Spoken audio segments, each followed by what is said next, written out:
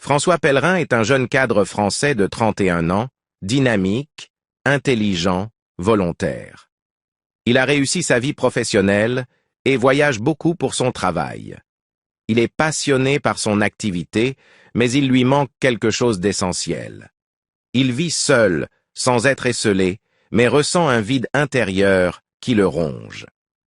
Malgré ses déplacements fréquents et ses nombreuses rencontres, il lui semble qu'il n'est pas à sa place et que sa vie n'a pas de sens. Sans l'exprimer vraiment, François cherche un accompagnement spirituel qui lui permette d'y voir un peu plus clair parce que son esprit est en feu et qu'il souhaite apaiser cette douleur. Ce n'est pas d'un psy dont il a besoin, mais d'une oreille attentive, un conseil qui saurait le guider de manière rapide et efficace. N'ayant pas de temps à perdre, François est un homme pressé et les bavardages l'ennuient.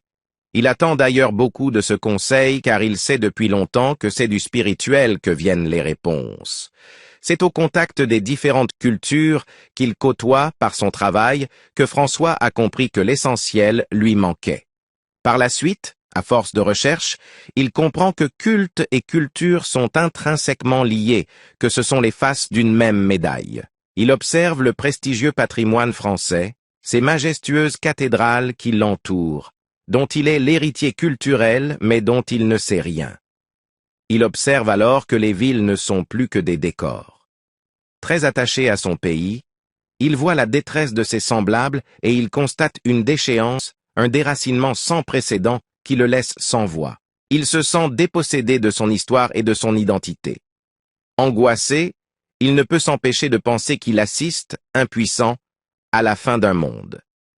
Laïque par éducation, François n'a pas été baptisé ni élevé dans une religion particulière, mais il ressent une certaine affinité et un lien privilégié avec son patrimoine. Il y perçoit une transcendance et une beauté d'une force qui rayonne et qui l'attire.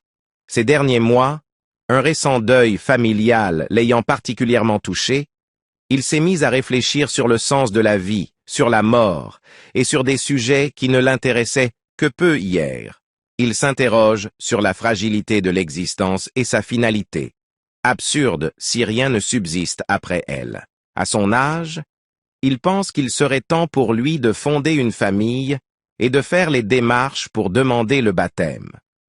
François est un jeune homme aventurier et curieux, intellectuellement ouvert, mais aussi méthodique et réfléchi.